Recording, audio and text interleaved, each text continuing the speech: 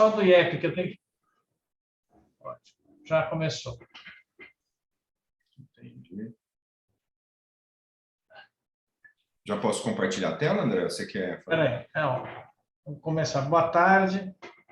No segmento das reuniões do Núcleo Avançado de Vascularia e Endovascular do Hospital Sírio-Libanês. Hoje nós temos uma reunião com uma discussão de caso clínico, que o Dr. Celso Bregalda Neves vai apresentar, versando sobre um aneurisma de aorta que evoluiu na pós-correção endovascular com uma hidronefrose, e aí ele vai discutir todos os temas. Então, temos alguns debatedores que depois eu vou chamar. Só volto a lembrar agora no começo, essa é a última reunião do ano, porque a próxima já cai muito perto do Natal, então nós vamos deixar para o ano que vem, mas eu reforço para todos o convite de que tragam seus casos para apresentar, sugiram tópicos, ou se quiserem dar alguma aula específica, que as portas estão abertas. Provavelmente, na próxima reunião, nós vamos discutir alguma coisa sobre reposição volêmica no intra e pós-operatório de aneurisma de aorta com os anestesistas da casa. Temos algumas reuniões já meio em andamento de programação, mas a nossa agenda está aberta, então eu quero reforçar esse convite para quem quiser trazer casos para discutir. Celso, por favor, se quiser começar, pode dividir a sua tela. Obrigado. Desktop.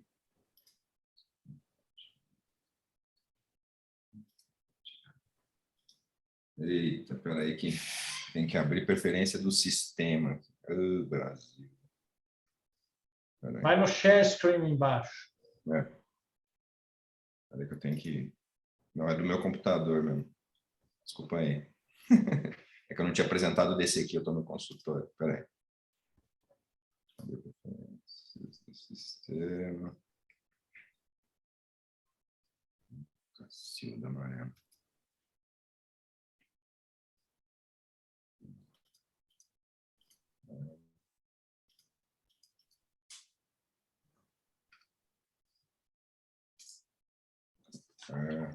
A apresentação está pronta, só um minutinho, tá bem?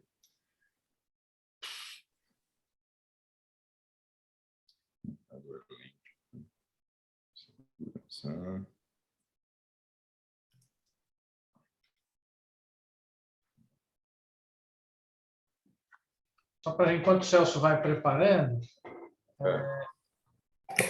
a gente vai ter como debatedores hoje 2 pessoas muito experientes com o tema que vai ser abordado, que participaram do tratamento desse caso, que são o Dr. Isídio Caliche, reumatologista, e o Dr. Celso Gromatsky, urologista. Então, eles vão ser chamados depois da apresentação. O Mauro também está presente. O Mauro também estava envolvido diretamente no tratamento desse paciente. Então, acho que agora foi, né, André? O Celso conseguiu habilitar foi, a divisão de tela. Vamos começar. Obrigado. Então, tá bom, obrigado. Dá para ver aí, né? Estão vendo direitinho, né? Tá, André? Sim, tá. Tudo certo? Então, tá bom. Então, eu gostaria, né, de agradecer o André. Na verdade, esse caso é um caso do professor Mauro Andrade, né? Ele que operou. Era um caso que já era acompanhado pelo Dr. Celso Gromatsky, que encaminhou para o professor Mauro. Então, o professor Mauro que liderou o caso, que operou, eu e o Dr. Simão Benambu o auxiliamos, e eu que tive, né, o privilégio de apresentar o professor Mauro pediu para eu apresentar o caso. Então, na verdade, é um paciente PF, né, que atualmente é um homem, que atualmente tem 61 anos, caucasiano, que em 2016 começou um acompanhamento com um aneurisma de aorta abdominal, que na época tinha 4,3 centímetros, assintomático, foi descoberto numa investigação de litíase renal, um paciente que já acompanhava com o Dr. Celso Gromatsky por esse quadro de litíase renal, e de antecedente não tinha mais nenhuma doença, não tinha nada, ele só tinha uma colestectomia laparoscópica e um antecedente de litotripsia por essa litíase renal, não tinha mais nenhum antecedente, uma doença, não é hipertenso, não tem nada. E aí, em 2019, ele teve um aumento do aneurisma, o aneurisma passou a ter 6,1 centímetros, com esse espessamento, que pode ser visualizado aqui, de 11 milímetros de parede, que na época não foi valorizado, né? Quando foi na época que a gente planejou, o professor Mauro planejou a correção, mas esse espessamento não foi tão valorizado assim, e na época também não tinha dilatação do ureter, isso foi no final já de 2019, quando o paciente foi referido de novo o professor Mauro para fazer o tratamento. Então, em novembro de 2019, o paciente tinha 59 anos, ele é de 1960, ele foi corrigido esse aneurisma de modo endovascular, com uma endoprótese em Kraft, 30 por 11,94, com free flow, e os ramos iguais, né, direito e esquerda, 13 por 20 por 100. Foi uma cirurgia sem quaisquer intercorrências, rápida, não teve endolix, não teve intercorrências, usou 51 ml de contraste, teve alta hospitalar no segundo dia de pós-operatório, sem alteração de provas inflamatórias, sem febre, não teve nada. O paciente ficou bem, um padrão cirurgia né, um padrão normal de correção endovascular para um paciente jovem de baixo risco. Em dezembro de 2019, ele fez essa tomografia, uma angiotomografia de controle com um mês, que também não apresentava quaisquer tipo de endolites, ainda mantinha esse espessamento de 11 milímetros da parede da aorta, sem dilatação de ureteres e com ureia e creatinina, que eram normais nessa época. Então, estava nesse controle de um mês, permanecia bem, sem endolix, sem queixa, sem dor, sem nada. Tinha esse espessamento também, que também foi, na época, né, acompanhado, não foi valorizado muito, mas manteve. E aí veio a pandemia, o paciente perdeu um pouco o acompanhamento, ele é bastante estressado com essa coisa de Covid, e aí ele não acompanhou, ele voltou somente em agosto do ano passado, de 2020, com quadro de fraqueza, fadiga, mal-estar, náuseas, e aí realizou um ultrassom de abdômen que mostrou uma dilatação das pelvis renais e dos ureteres, até o cruzamento com as artérias ilíacas, né? Teve um espessamento maior tanto dessa fibrose periaórtica e das ilíacas, que envolveu os ureteres e teve uma obstrução, né? uma estenose localizada, e o paciente desenvolveu uma síndrome, uma insuficiência renal pós-renal, né?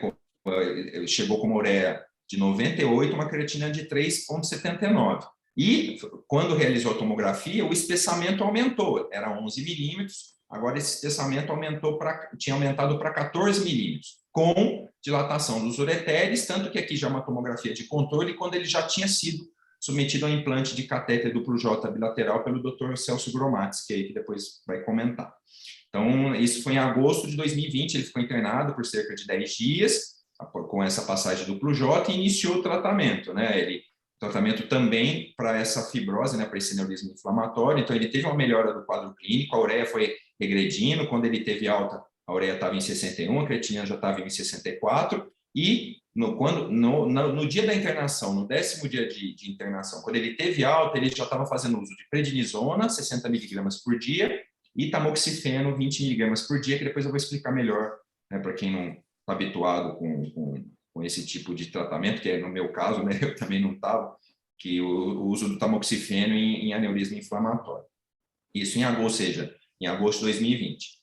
Um mês depois, ele fez um controle já, né, em setembro, ou seja, um mês depois dessa internação, 10 meses depois da cirurgia, do procedimento endovascular, ele fez um controle, uma tomografia que mostrou redução do espessamento da parede, era 11, aumentamos no começo, aumentou para 14 quando ele teve esse quadro agudo. Um mês depois do tratamento já tinha diminuído para 6 milímetros esse espessamento. Os ureteres ainda estavam dilatados, bem próximos aqui do tecido inflamatório periaórtico, e foi mantido na época, então ele mantinha essa medicação, né, a prednisona de 60 e o tamoxifeno de 20 miligramas por dia. 3 meses depois, em novembro de 2020, 3 meses depois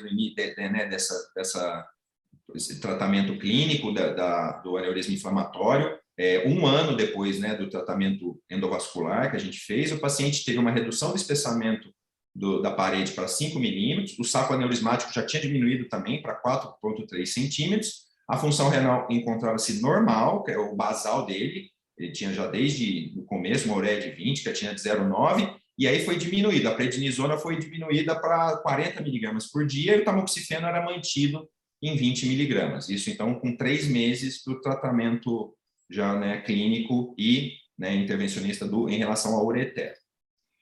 Em maio, agora já desse ano, o paciente, né, com 61 anos já, ele tinha já o espessamento foi bastante reduzido, isso 9 meses depois da instituição do tratamento clínico, 18 meses depois do tratamento endovascular. Ele tinha um espessamento muito reduzido, foi retirado o duplo J à direita, aqui nas tomografias já não se vê o duplo J à direita, o duplo J à esquerda foi mantido, e aí a dose da prednisona foi diminuída, tanto a dose da prednisona quanto o tamoxifeno foram diminuídos em virtude dessa melhora clínica importante do paciente.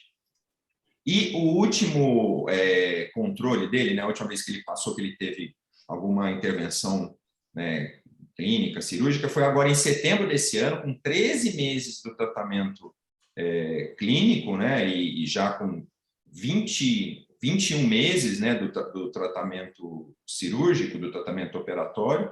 Ele foi retirado do duplo J à esquerda, que é o que restava, porque ele teve uma hematura e um certo deslocamento, mas após 10 dias foi necessário uma nova implante, porque ele teve uma obstrução desse ureter esquerdo, ele ainda está envolvido nesse processo inflamatório periaórtico. Ele já não está mais fazendo uso da prednisona, mas ainda, no momento, a gente entrou em contato com ele a semana passada, inclusive, ele está tomando ainda, permanece em uso do tamoxifeno 20 mg por dia, mas já não faz mais uso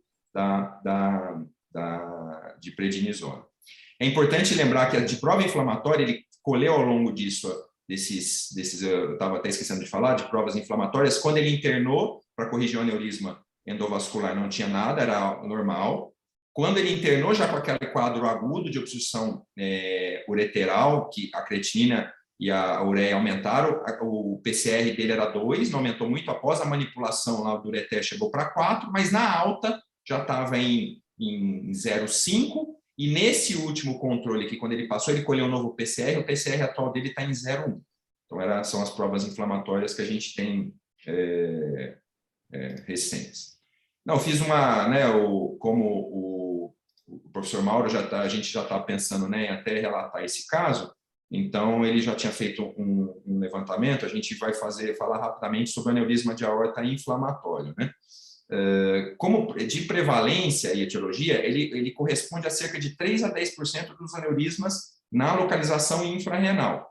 Afeta preferencialmente homens, uma proporção muito maior do que os aneurismas degenerativos, de 9:1 até 30:1, né? 30 homens para cada mulher, então é bem raro em mulher, geralmente homens tabagistas, e acontece em 5 a 10 anos, geralmente antes daqueles pacientes com aneurismas degenerativos. Então, realmente, eles acometem pacientes mais jovens. A etiologia desconhecida pode ser relacionada a fatores ambientais, genéticos, alguns relatam até talvez relação com infecção por herpes, citomegalovírus, mas não se sabe exatamente a etiologia.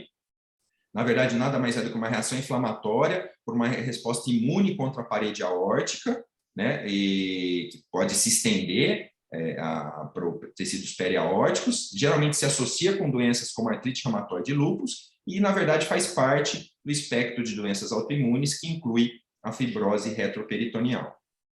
Em relação à indicação de tratamento, a gente geralmente utiliza os mesmos parâmetros de diâmetro adotados para os aneurismas degenerativos, porém não há consenso na literatura se o espessamento ele realmente deve ser considerado na medida do diâmetro do aneurisma. Tem alguns autores que falam que sim, tem alguns autores que falam que não, que esse espessamento, além do limite da parede, ele não deve ser medido, não deve ser ignorado.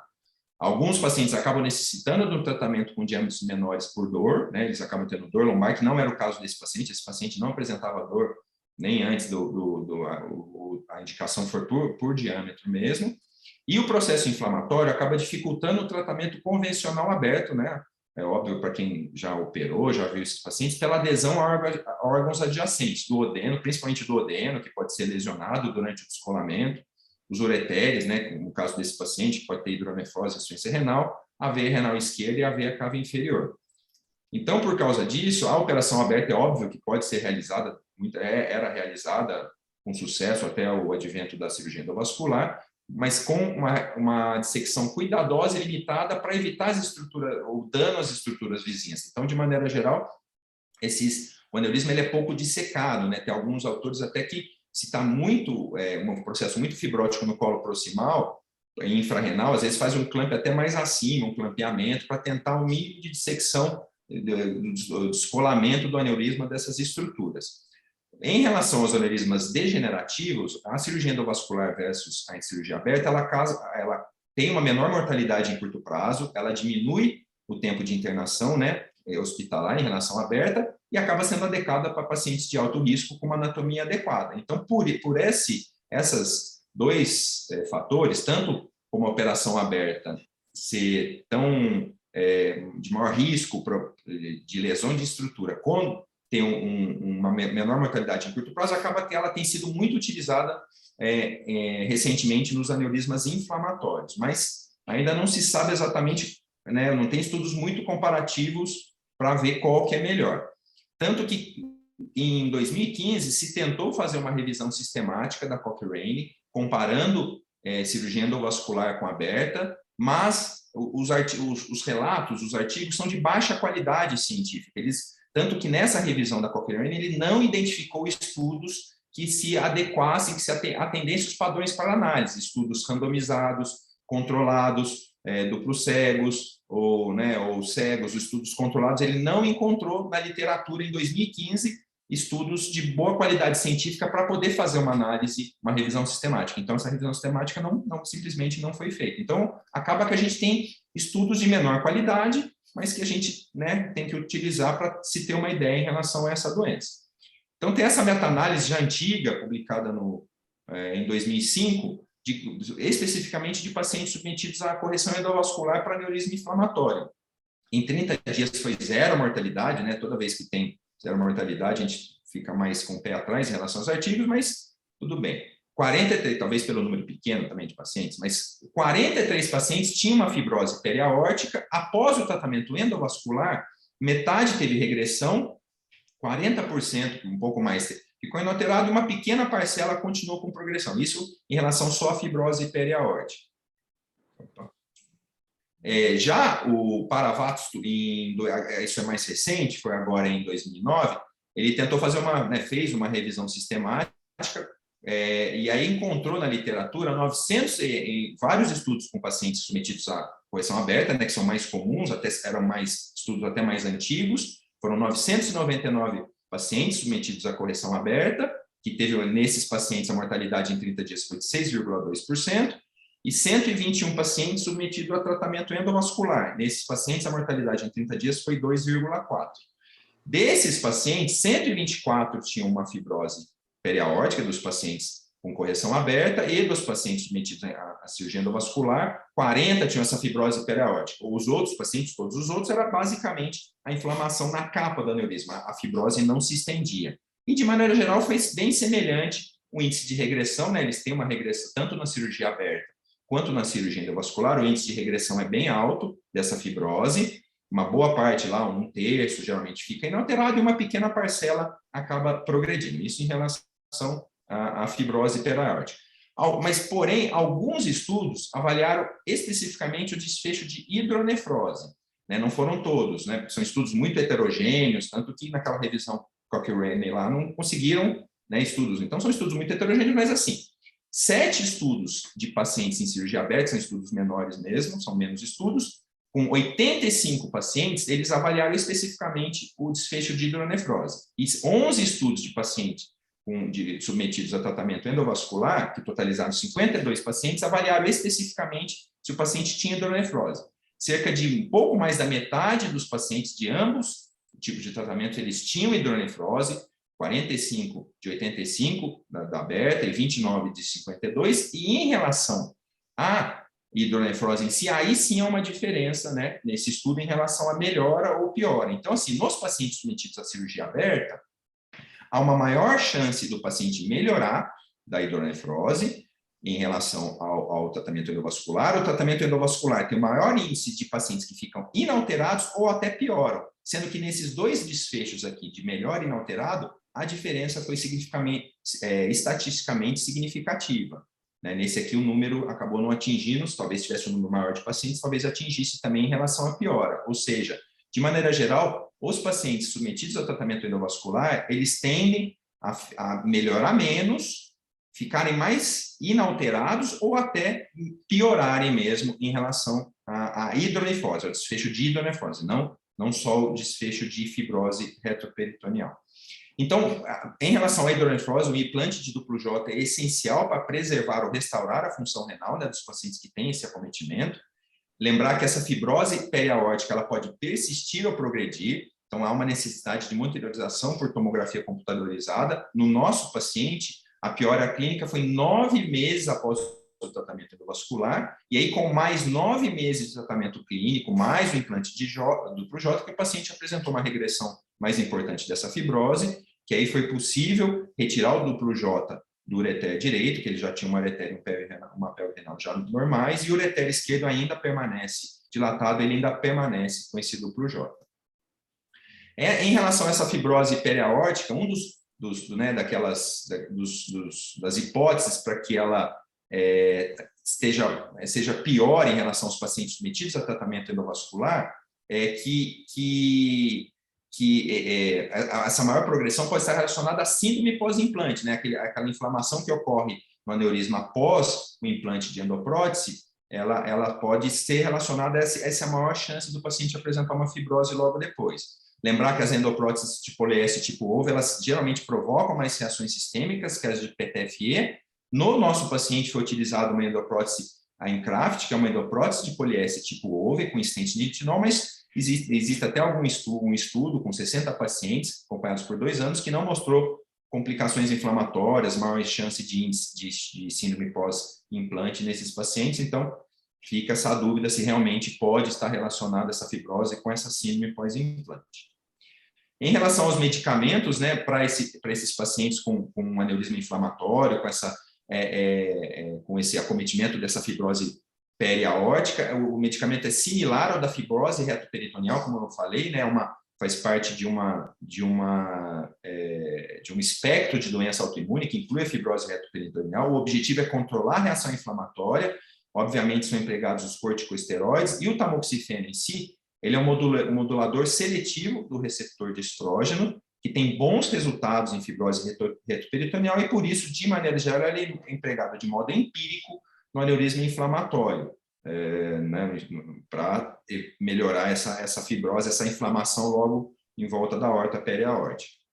Então, de maneira geral, a hidronefrose ela é vista ocasionalmente no aneurisma inflamatório, alguns estudos falam 20%, aqueles lá parecia até 50%, mas é variável, mas é vista ocasionalmente em aneurisma inflamatório, regride em muitos casos após o tratamento. O tratamento endovascular em pacientes com aneurisma inflamatório pode, então, necessitar de um acompanhamento clínico e de imagem mais frequente, né, porque realmente ele pode não melhorar ou até piorar, ele pode ter uma chance menor de regredir, e, nesses casos, né, pode ser necessário a cateterização ureteral, uso de corticoides, corticosteroides e até de tamoxifeno. Então, era isso a minha apresentação.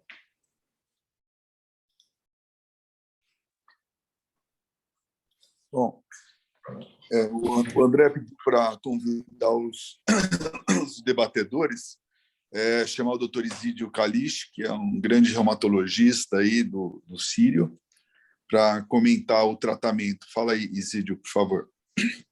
Ótimo, muito obrigado pelo convite, e aprendi muito com essa explanação, porque realmente, para clínico, é uma conversa diferente de um assunto que está tendo coisas em comum, do aneurisma inflamatório e do peritônio inflamado, né? Essa fibrose é um tema que eu vou ficar mais voltado, primeiro porque não saber quase nada ou nada de inflamatório, de ler trabalhos isolados, e foi muito bem apresentado, o aneurisma inflamatório. Mas a fibrose retroperitoneal, ela foi melhor avaliada a partir de 2008, quando se identificou algumas células diferentes, principalmente células plasmáticas no processo inflamatório do peritônio, e dessas células plasmáticas com uma imunoglobulina na sua superfície, do grupo da IgG. Abrindo um parêntese, assim, as imunoglobulinas têm IgA, IgM, IgG, IgT e IgE. E na IgG foi identificado, a partir de 2008, 4 IgG1, IgG2, IgG3 e IgG4. E o que apareceu a partir de 2010, mais ou menos, apareceu que o reto peritônio teria essa IgG4 e também foi identificada no pâncreas e outros órgãos, glândulas exócrinas, sendo uma doença sistêmica. Daí para frente explodiram vários trabalhos com essa IgG4 e nós temos acompanhado casos de vários locais do organismo e realmente é uma entidade hoje bem caracterizada. A fibrose retroperitoneal, ela pode ser idiopática, que é essa que foi apresentada há pouco, né? E pode ser ligada à IgG4. A idiopática é aquela que, no fim, pode ter uma neoplasia, que se descobre no pâncreas, é o local mais frequente sistêmico que aparece, e secundária à infecção pode apresentar. Mas da IgG4, elas têm características muito interessantes. E para não esticar muito, que eu sei que a reunião é uma reunião que tem muita coisa para discutir, nesse paciente, nós não temos nenhuma biópsia. Então, o diagnóstico ouro da IgG4 para qualquer doença é a biópsia. O padrão ouro mostra uma tríade clássica que define a doença. Qual é essa tríade? É o infiltrado linfoplasmocitário, né, em que os plasmócitos têm IgG4 nas suas superfícies, eles produzem IgG4. É uma fibrose diferente de todas as habituais. Ela é chamada de historiforme, porque são grupos da fibrose que elas andam no mesmo sentido e que as fibras ficam paralelas. E esse termo define muito bem, porque todos os casos têm que ter essa tríade e esse tipo de fibrose aparece nesses casos. E o outro ponto é uma flebite obliterante, que é menos frequente, mas obrigatória para definir a doença. O paciente, sem citar outras coisas, o que ele tem de positivo e não tem a biópsia? Então, evidentemente, não dá nem para dizer que ele tem IgG4 e a gente pode combinar o que fazer daqui para frente. Quais as coisas positivas que tem? Isso, a fibrose retroperitoneal, levando a acometimento renal, né, que já foi bastante identificado. O que aparece associado à IgG é a IgE. E a IgE é aquela que está ligada muito a sistema alérgico, a comprometimento alérgico. E o normal é até 100, e esse paciente, quando eu pedi o exame, deu 693, quase 700. Isso é um exame bastante importante para ter essa associação, para pensar que o quadro esteja ligado a IgG4. A outra coisa que deu positivo foi a presença do anticoagulante lúpico. Curiosamente, é uma coisa que não estava esperada nesse paciente, e até agora eu não sei explicar até onde faz parte. Não é comum aparecer isso na IgG4, e é uma explicação que vamos ter que esperar para ver se ele vai desenvolver uma síndrome antifosfolípide ou não, porque a síndrome antifosfolípide tem muitas vezes acelerando fibroses em alguns processos tumorais. Ele é do sexo masculino, que é mais comum na IgG4. Fumante é uma das coisas que destaca muito, e ele é 40 anos fumante, é um indivíduo que facilitou para isso. E o outro ponto, que foi o caso chegou para eu, que o Celso para eu ver, e o Celso me comentou, ele estava com muita dor poliarticular, várias articulações inflamadas, uma artrite poliarticular. Ele teve naquela ocasião, no início, que já estava o corticoide segurou, que foi usado na época, e agora, recentemente, há uma semana mais ou menos, ele me ligou na sexta-feira, dizendo que ele não estava mais conseguindo dormir de tão inchadas as duas juntas e se manifestando com um quadro bem de artrite pelo telefone. Aí eu dei o corticoide, que ele não estava tomando nesses dias, 30 miligramas, e pedi para ele passar na segunda-feira no consultório, e ele veio já sem dores, porque controlou, ou seja, é fácil o controle da dor articular dessa IgG4. Assim como a infiltração em tecidos, nem sempre precisa usar doses altas. Ela responde bem com corticoide quando o quadro é ligado a IgG4. Então, essas manifestações que eu contei são bastante importantes para pensar que essa fibrose retroperitoneal esteja ligada a IgG4, mas não tem elementos, sem biópsia não se consegue dizer porque ela é exclusivamente ligada à biópsia. Mas, apenas para concluir, o corticoide é o tratamento de escolha para IgG4. Então, se for a IgG4, esse caso, que tem biópsias de artéria aorta abdominal, que mostra que tem o processo inflamatório está presente a IgG4, o corticoide que foi usado, possivelmente, se for desse grupo de doença, deve ter melhorado muito, como melhorou mais facilmente ou não, do que das outras manifestações. E ainda, atualmente, tem trabalhos publicados para IgG4 com o uso do Mabitera, o rituximab, que é uma droga que a gente começou, primeiro usada em processos tumorais, depois passou para doenças reumatológicas. É um remédio excelente para vasculite, para insuficiência renal do lúpus, para artrite reumatoide que não está respondendo. As vasculites, em gerais, são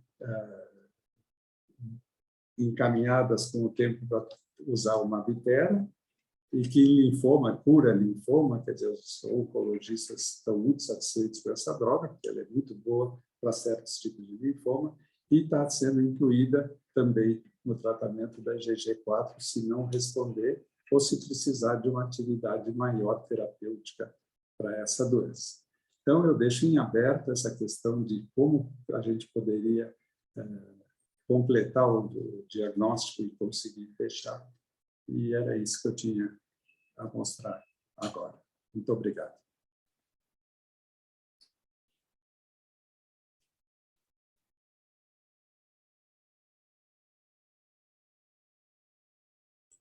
Está sem som, Walter, está mudo. Bom, então, o Dr. Celso Gromatzky, que também acompanhou o paciente, queria que ele desse a opinião desse caso. Por favor, Celso. Eu posso fazer uma pergunta para o Isídio antes de apresentar minha opinião? Lógico. Isídio, minha pergunta, no caso, é a seguinte. Havendo, vamos dizer assim, a oportunidade de a gente fazer uma biópsia dessa fibrose, isso traria uma decisão eventual terapêutica de utilizar outra droga que não o corticoide, ou a biópsia não seria necessária, nós poderíamos usar essa droga num teste terapêutico e a biópsia teria somente uma indicação para fechar diagnóstico do ponto de vista, vamos dizer assim, científico? O clínico sempre gosta de fechar o diagnóstico e não só melhorar o paciente. O paciente pode piorar, mas se fechou o diagnóstico, o clínico já fica satisfeito, né? Mas é evidente, eu estou uma vontade enorme de fechar o diagnóstico, né? E aqui, se fosse para fazer uma biópsia, depois eu falo do outro ponto, se fosse para isso, o ideal seria o peritônio mesmo, uma biópsia. Aí vocês têm mais experiência que eu para dizer que se é agulha, se é melhor, eu acho que menos agressivo é agulha.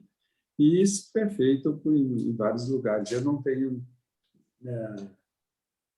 pelo seguinte, pelo o diagnóstico do sangue, já se pode ter uma ideia que o diagnóstico tem vários indicativos, mas a IgG4 não fechou o diagnóstico porque não foi encontrada, né, em nenhum lugar, porque não foi biopsiado.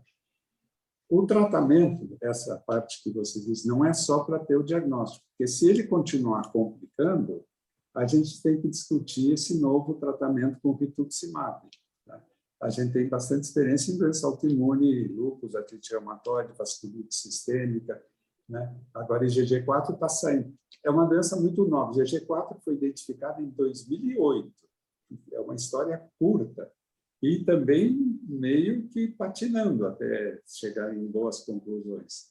Então, agora está entrando um outro remédio. O que se sabe é o seguinte, o corticoide é ótimo para IgG4.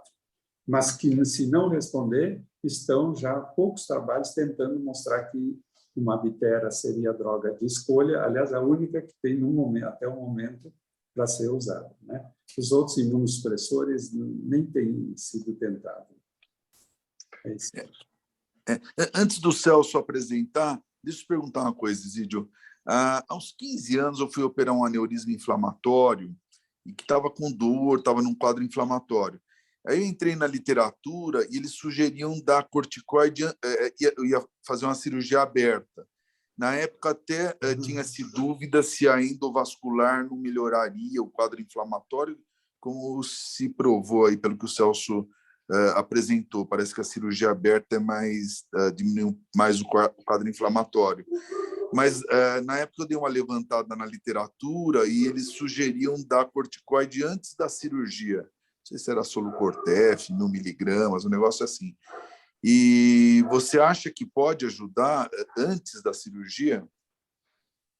Eu não, porque eu acho que o ideal na cirurgia, se for aberta, é tirar um pedaço, fazer a biópsia, é o que eu acho que é a grande coisa. Aliás, é uma das perguntas que eu tinha, né? Porque a medicina anda para frente, mas às vezes ela anda para trás para o clínico, porque antes você tirava a aorta, tirava o fragmento e colocava uma prótese, né? Antes de ter as endopróteses. E naquela época que tirava a aorta que saía, eu nem sei como é que vocês definem, mas teria todo o material para estudar a IgE, que não existia na época, né? Agora que existe a IgE, estão fazendo endoprótese e não dá para fazer. Então, a medicina regrediu com o progresso da técnica cirúrgica. É uma associação aí que eu fiz na minha cabeça, né? Que a endoprótese não vai biopsiar, vai botar endoprótese, vai biopsiar o cômodo, né? Não tem, acho, né? Não tem como tirar da horta, né? Entrou o cano por cima. Obrigado. Mas não, esse de dar o corticoide realmente não tem assim um critério quando corrige, nem eu acho que isso não se fazia. Quanto tempo que se opera aneurisma de aorta e nunca se pensou no quadro inflamatório, né? Isso é uma coisa muito... Mas acho que é de 2004 a 2006 que eu tentei ler esses dias para ver. Então, é um assunto novo em termos até da inflamação da aorta. Agora, só para dar corticoide antes, eu não acho que tenha vantagem. Passou o efeito do corticoide, o bicho anda de... Né? Essa é a minha impressão. Essa é a minha impressão. Não, lógico. Tá, ok, obrigado. Celso, quer comentar? Quer apresentar, por favor? Obrigado, Walter. É um prazer estar aqui com vocês todos, o pessoal da Vascular, o professor Isídio, pelo qual eu tenho não só estima, mas é o meu reumatologista de confiança. Eu tenho assim realmente uma estima muito grande. Agradeço ao Celso o resumo perfeito do caso. Está perfeito, o caso foi muito bem apresentado. E eu vou lembrar um pouquinho da minha época de residência, foi começo dos anos 80. Na primeira metade dos anos 80, o duplo J não existia. Os pacientes chegavam na enfermaria do HC quando tinham fibrose retroperitoneal, independente da etiologia, em geral com nefrostomia, porque tinha uma hidronefrose, tinha que derivar o rim, e competia, então, a especialidade tentar tirar aquelas duas sondas que o paciente carregava na sua região dorsal, e que são realmente, pela posição e pela presença de sonda, pela infecção que essas sondas causam, era um transtorno. E a cirurgia de eleição, na época, era a peritonização do ureter. Então, se fazia uma laparotomia extensa, uma laparotomia praticamente chifopúbica, e se dissecava o ureter daquela fibrose. Era uma cirurgia extremamente difícil, demorada, muitas vezes se lesava estruturas adjacentes, e esse ureter era colocado, então, para frente do peritônio, e o peritônio fechado atrás do ureter, de forma que nós transformávamos uma estrutura retroperitoneal, que é a ureter, numa estrutura intraperitoneal.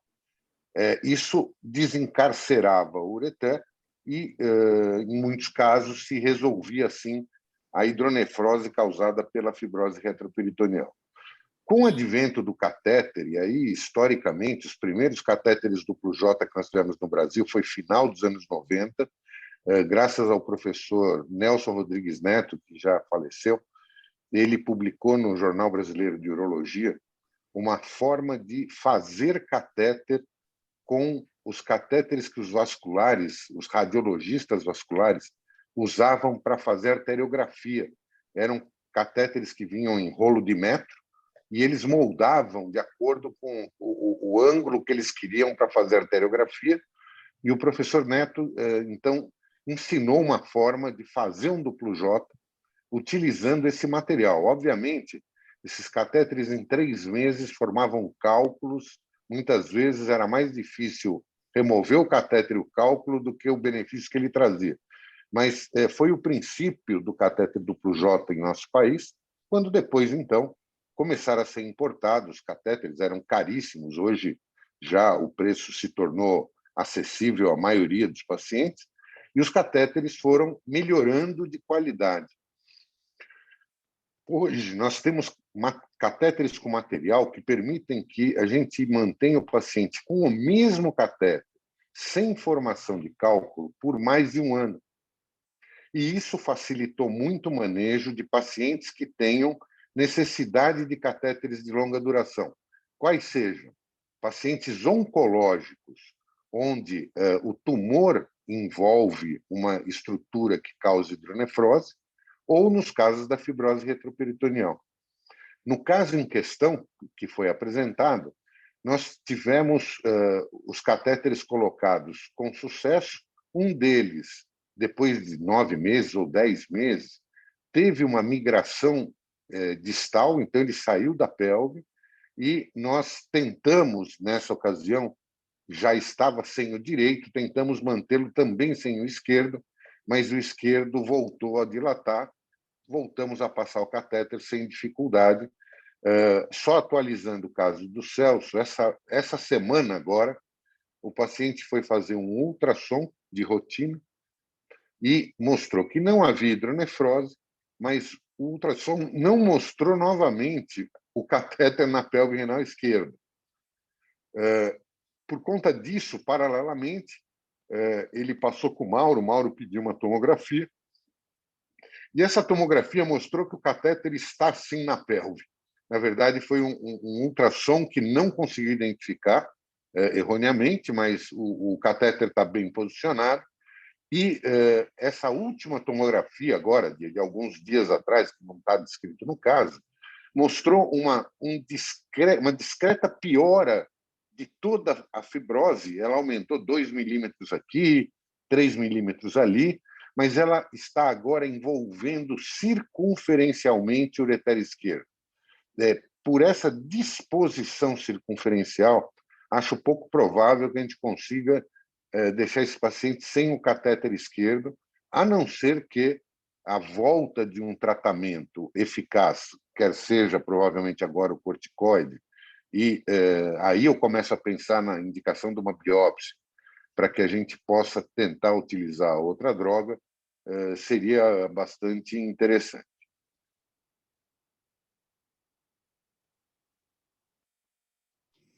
Legal. O Celso, você falou de peritonização de ureter. Eu tive um caso também que a gente fez peritonização. Eu não lembro quem que foi o urologista que entrou com a gente, mas era uma cirurgia aberta que a gente jogou o ureter para cima, acima tiramos do reto peritônio, né? Fechamos. E a paciente evoluiu bem mesmo. E fazer uma peritonização aí não vale a pena? Talvez por videolaparoscopia, essas coisas? Walter, o catéter duplo J de longa duração, ele praticamente aboliu essa peritonização de ureter. É uma cirurgia grande, de porte grande, de alto risco de lesão, não só do ureter como de outras estruturas, E eu só pensaria mesmo numa peritonização caso houvesse uma impossibilidade de transpor a obstrução por via endoscópica. Esses catéteres, para nós, tanto na área oncológica quanto na fibrose retroperitoneal, foram quase que uma mágica. Assim. Eles melhoraram muito o acesso do paciente a manter a função renal sem que a gente precisasse agredi-lo e sem a necessidade de ficar com qualquer tipo de derivação, que era realmente horrível na ocasião. Legal, parabéns, viu? Muito boa a apresentação também. Vou fazer uma pergunta. Oi, fala aí, André. Eu também tenho a experiência de fazer aberto e endo, mas também tive uma experiência de fazer aberto com a peritonealização dos ureteres, né? Também foi bem, acabou fazendo um urinoma na cavidade abdominal, que depois foi drenado, colocado duplo J e resolveu. Mas a minha pergunta é, será que não vale a pena, pelo menos se a gente optar por uma cirurgia aberta, que eu acho que cada vez é menos provável, né? Mas com esses dados que o Celso trouxe, eu achei que vão fazer a gente repensar, mas se optar por uma cirurgia aberta, aproveitar esse momento para peritonealizar os ureteres, talvez você vai poupar esse doente de um duplo J a longo prazo e algumas outras complicações inerentes. Não sei, porque não sei exatamente qual é a dificuldade. Eu acho que essa é a primeira pergunta que eu tenho. A segunda pergunta, também vou envolver o Celso, o Mauro, que já viu bastante, e o doutor Isídio, assim, eu tenho uma visão tão diferente do que é uma coisa chamada fibrose de retroperitônio, que acontece muitas vezes no aneurisma inflamatório, mas e do aneurisma inflamatório, porque para mim são duas entidades diferentes. Quer dizer, a gente tem aneurisma inflamatório que tem uma baita reação inflamatória lá e não tem fibrose do reto peritônio em lugar nenhum mais, como a gente tem a mesma coisa, a fibrose do reto peritônio que não tem nada a ver com a aorta, nem inflama a aorta, né? Quer dizer, é uma dúvida que eu tenho, porque para mim são duas coisas que podem até andar juntas, mas que talvez sejam diferentes. Eu acho que o Isídio deu uma explanação muito bonita sobre a fisiopatologia, então eu queria ouvir a opinião de todos a esse respeito. O Júlio está aqui ainda, é um cara que tem uma experiência enorme com aneurisma inflamatório também, né? Então também gostaria de ouvir, acho que a gente viu essas diferenças. E curiosamente, felizmente, o colo proximal e o colo distal dos aneurismas são preservados quando a gente vai tratar o aneurisma inflamatório, que nem sempre na fibrose retroperitônea é o que a gente vê, né? Embaixo, sim. Mas queria ouvir a opinião de vocês.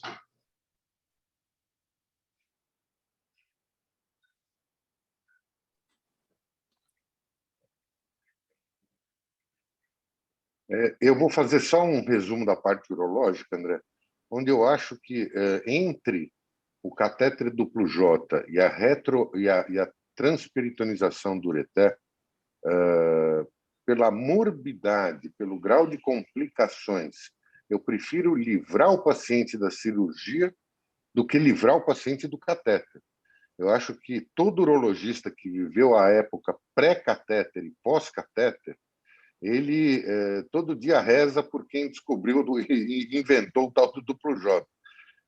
Ele realmente, embora tenha que ser trocado uma vez por ano, mesmo em casos que não se consegue a regressão total da hidronefrose, eu pensaria muito mesmo antes de indicar uma transperitonização de ureter, que é uma cirurgia de morbidade bastante razoável. Não colocaria como primeira opção, não. Principalmente no mesmo tempo cirúrgico, né? 2 cirurgias de grande porte, né? Um motivo a menos ainda, né? Mesmo que fosse uma correção aberta do aneurisma, eu acho que eu ainda optaria. E você vê que o caso que você descreveu de urinoma, passa duplo J, no fim, o duplo J acaba sendo um acessório quase que inestimável em qualquer uma dessas cirurgias, mas eu ainda prefiro o paciente sob o uso de duplo J, exceto pacientes vamos dizer assim, com uma alta taxa de formação de litíase, mesmo com os catéteres mais modernos, onde é intolerável pela formação de cálculos. Aí sim, eu acho que é uma indicação de transperitonização. Caso contrário, não. Pode falar? Posso acrescentar? Opa, é Júlio? Pode falar? Então, parabéns, Celso, pela apresentação, os comentários do Isídio e do Gromadsky. É claro que eu venho de uma época que a abordagem era somente aberta, né? E também não se tinha sequer tomografia, então o achado era intraoperatório. E sempre uma dificuldade cirúrgica que o Mauro sabe muito bem, o André também. Mas eu tenho na minha cabeça a impressão daquilo que o Celso já mostrou, que a incidência de complicações em relação ao ureter, ou a ocorrência de hidronefrose com a cirurgia aberta, é muitíssimo menor. Você mostrou, inclusive, Celso. Eu não tenho os números, mas dos 843 aneurismas de aorta que eu tenho registrados, nas minhas anotações, viu, Maurinho? Seguramente uns 20 ou 25 casos foram inflamatórios. E nunca tivemos a ocorrência de hidronefrose em pós-operatório. Claro, é um número pouco expressivo. Os 2 casos foram com a abordagem endovascular. Isso de um lado. Então, na minha cabeça, a cirurgia aberta, tendo em vista essas dificuldades que a cirurgia do aneurisma inflamatório traz, mas isso que o André falou é uma verdade. O colo e as ilíacas, no aneurisma inflamatório propriamente dito, como nós conhecemos, em geral estão poupados. O colo e as 2 ilíacas. Isso facilita o clampeamento. A aderência com o duodeno, principalmente, não precisa nem ser tirado o duodeno. Tem que desviar dele, na verdade, para evitar justamente esse tipo de complicações. E esses casos de cirurgia aberta, eu nunca vi necessidade de peritonealizar o ureter, porque, em geral, com a correção, há uma regressão do processo inflamatório da própria parede da aorta e das adjacências, né? Não assim com a correção endovascular, pois persiste lá o próprio aneurisma, né? E a sua inflamação periaórtica. Quando o Isídio e o Celso falam em fazer uma biópsia, a minha pergunta é: fazer uma biópsia do aneurisma? Quando se vai, como neste caso, uma biópsia de um aneurisma inflamatório? Como assim? Não há essa possibilidade. A biópsia só é possível com a cirurgia aberta. Não acredito. Biópsia, só um parênteses. É biópsia do retro da fibrose, não da artéria. Não. Mas o aneurisma inflamatório, na verdade, se concentra mais na espessura da parede da aorta.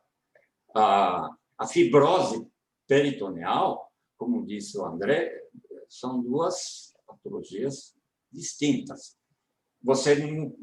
Para você ter um resultado daquilo que você espera da parede da aorta, no aneurisma inflamatório, você vai ter que tirar da parede da aorta, não do território adjacente. Isso só é possível com a cirurgia aberta. Aliás, na cirurgia aberta, a gente foge do território adjacente.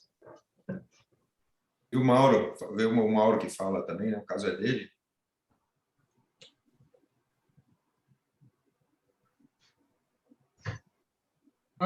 Bom. Mauro voltou.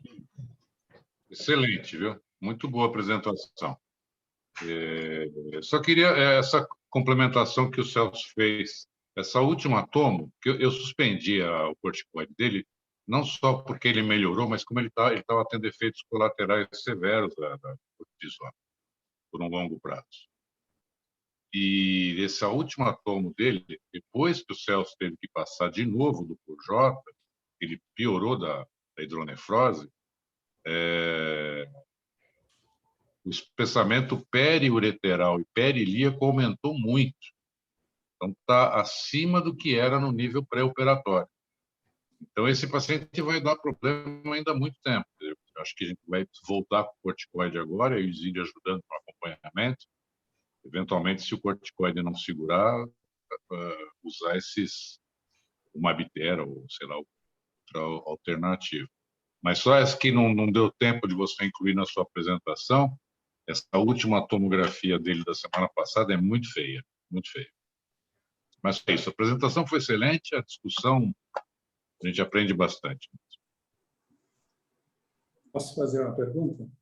É muito difícil para vocês uma biópsia de peritônio, da fibrose peritoneal?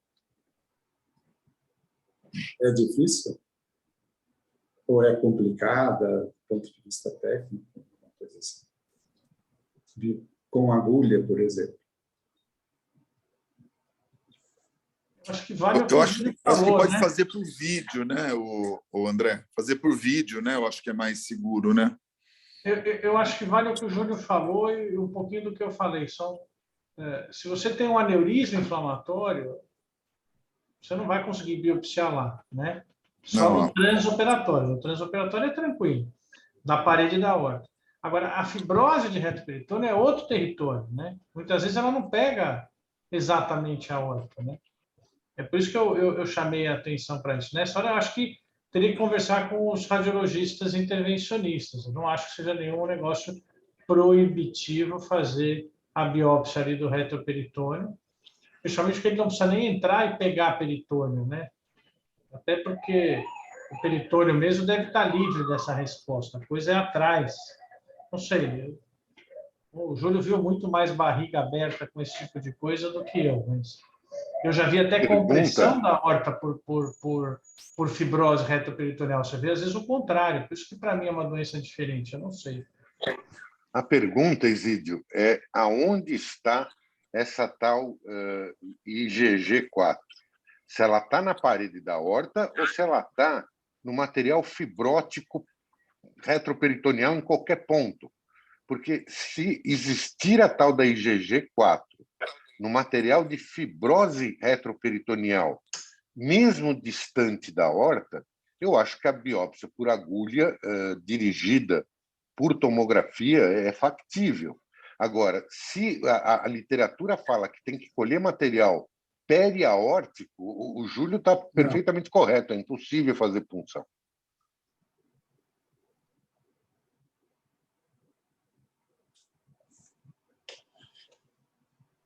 Está mudo, doutor Isídio.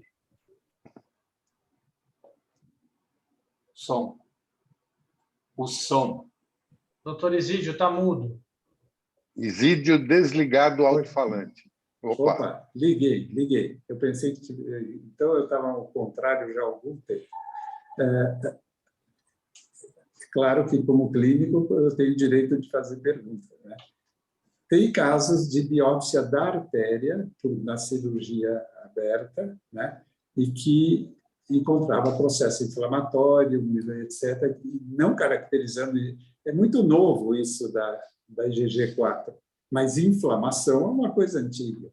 Então, tem biópsia que eu vi, vocês sabem muito mais que eu, não tenho nem coragem de falar, Mas tem casos de cirurgia aberta em que biopsiaram a parede, depois suturaram e que veio o processo inflamatório todo, mostrando que a artéria poderia ficar inflamatória, não é só coisas mecânicas, né? Então, o peritônio, claro que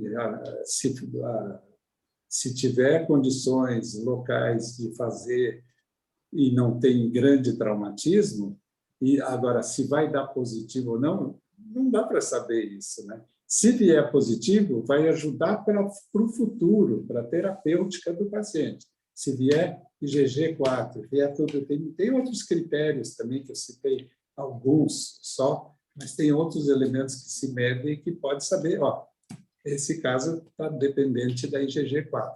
Aí a gente amplia a terapêutica, porque ele não pode ficar tomando corticoide a vida inteira, né?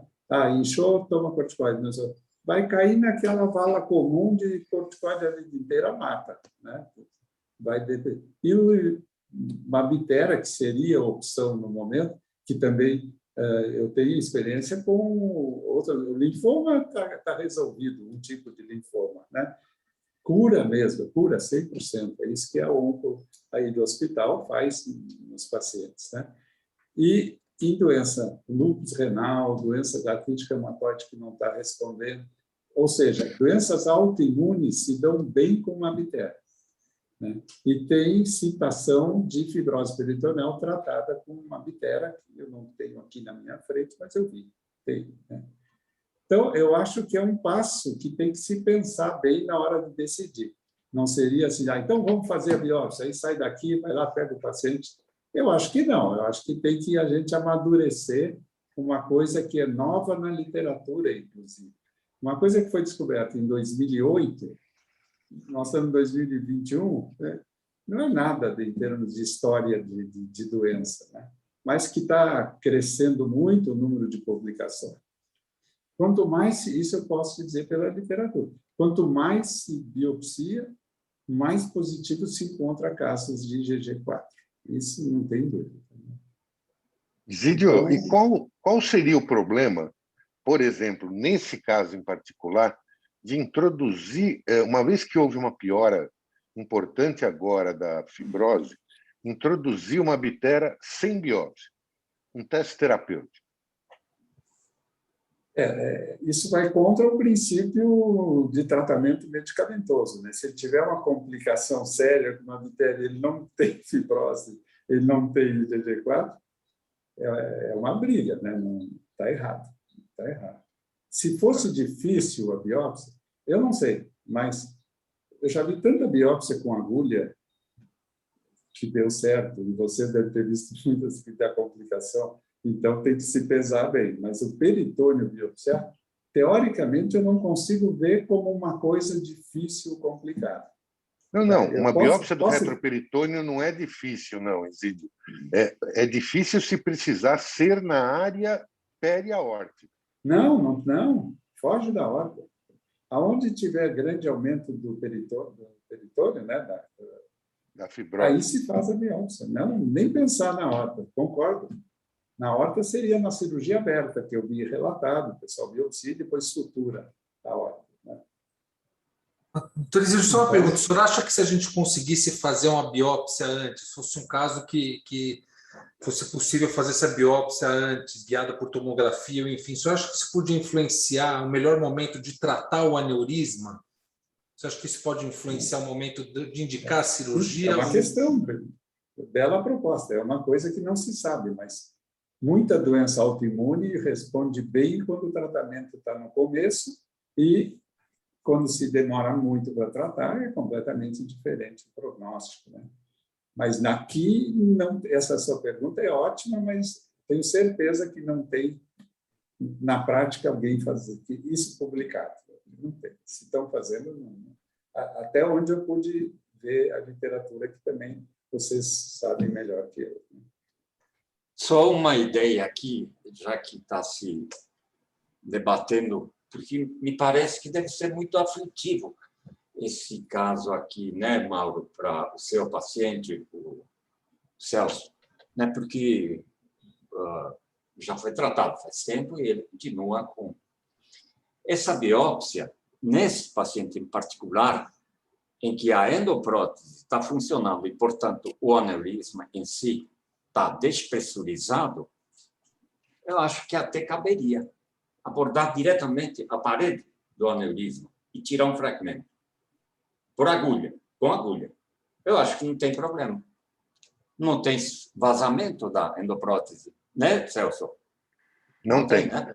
Não tem. A prótese está ótima, está tudo bem. Então, até o aneurisma até diminuiu, né? O saco até. E o último caso, digo mais, Maurinho, você que está acompanhando e, enfim, está vendo o sofrimento desse paciente. Eu até abria o aneurisma, tirava um pedaço, fechava de volta. Abri mesmo. Abri o próprio saco aneurismático. Ou, então, se conviver com essa situação que vai se perpetuando e quem sofre é o paciente e os médicos que estão envolvidos. Eu até nisso pensaria.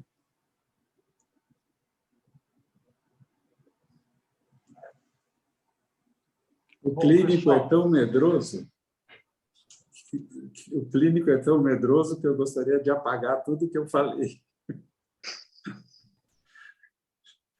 Não estou mais aqui. A gente é um pouco mais agressivo. Eu acho que... Não sei se alguém quer colocar alguma coisa. Mauro, Zerati, os Celsos, né, doutor Isídio. A gente já está com 15 minutos avançando no horário, mas, como todo mundo disse, foi uma apresentação excelente, um resumo muito bem feito. E o caso é difícil, né? Ele vai levantar discussão mesmo. Acho que não tem consenso para ninguém. Não sei se alguém quer, como disse, acrescentar mais alguma coisa, senão eu vou partir para o encerramento da reunião. E vou parabenizar todos, agradecer bastante. Mauro, quer comentar alguma coisa? Acho que não. Vou agradecer, vou convidar novamente para quem quiser trazer casos para discussão, assim como tópicos importantes para a especialidade. A reunião está aberta. Acho que vasculite é um tópico bastante interessante. Se o professor Isídio quiser trazer um apanhado para uma das nossas reuniões, das novidades terapêuticas, como o Abtera, por exemplo, para as arterites, eu acho que isso é muito, muito bem-vindo. De novo, reforço esse convite. Infelizmente, nós não vamos ter reunião. A próxima reunião vai ser em dezembro, nós não vamos ter mais esse ano, só o ano que vem. Então, muito obrigado e vamos eu queria só agradecer, né, porque a apresentação foi base. O Mauro que fez tudo, viu? Eu só coloquei em PowerPoint. O Mauro fez o resumo do caso, fez levantou a literatura. Ele só teve ele repassou para mim por mérito, assim, meio me honrou com essa apresentação, mas foi tudo o Mauro que fez. Eu só coloquei em PowerPoint.